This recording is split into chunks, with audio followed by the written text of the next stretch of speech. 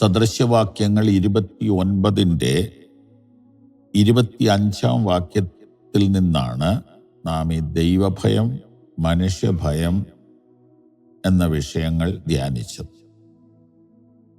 ധാരാളം മുത്തുകൾ ദൈവം നമുക്ക് തന്നു.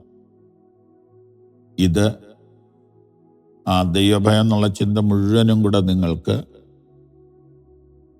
ഒരു സെറ്റാക്കിയിട്ട് നിങ്ങളുടെ സ്നേഹിതർക്ക് അയച്ചു കൊടുക്കും.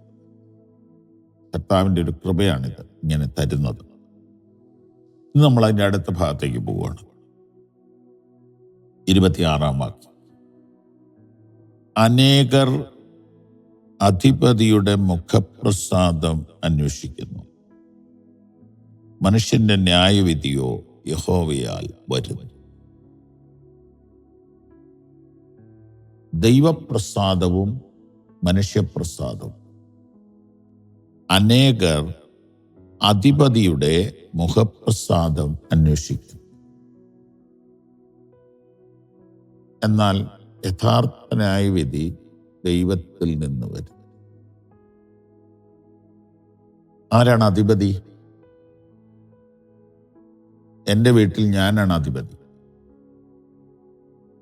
എൻ്റെ മക്കൾ എന്നെ പ്രസാദിപ്പിക്കാൻ വേണ്ടി ശ്രമിക്കുന്നു. പക്ഷേ അവർ ദൈവത്തെ പ്രസാദിപ്പിക്കേണ്ടതാണ്.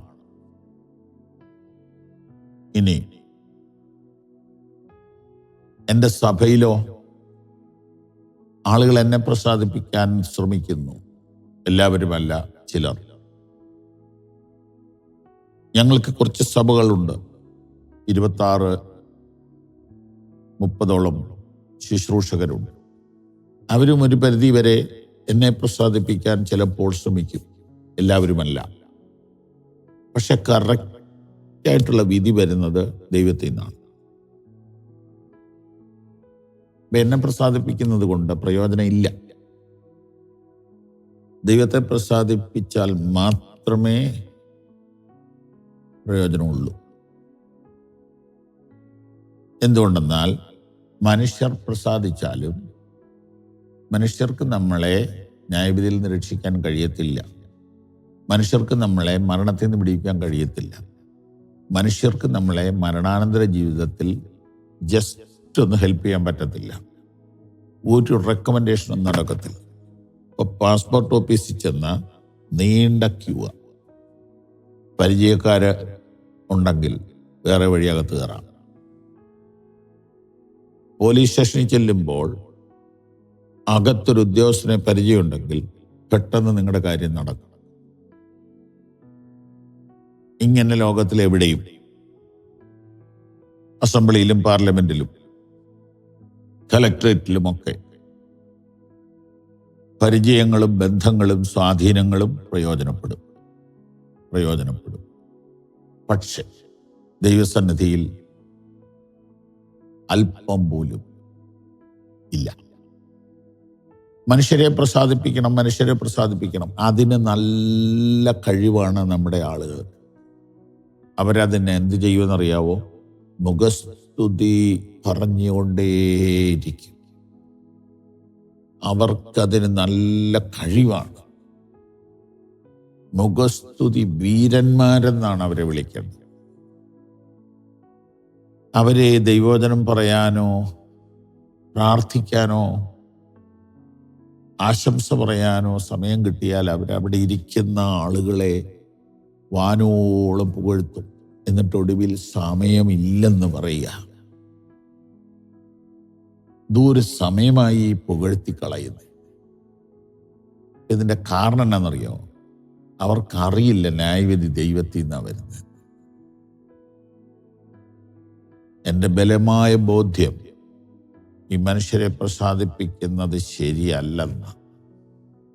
വിശേഷാൽ ഈ ആത്മീയ യോഗങ്ങളിൽ, മീറ്റിങ്ങുകളിൽ മനുഷ്യരെ ഇങ്ങനെ ഓവറായിട്ട് പുകഴ്ത്തുന്നത് ശരിയല്ലെന്ന് ഞാൻ പലപ്പോഴും പറയുന്നു, വീണ്ടും പറയുന്നു.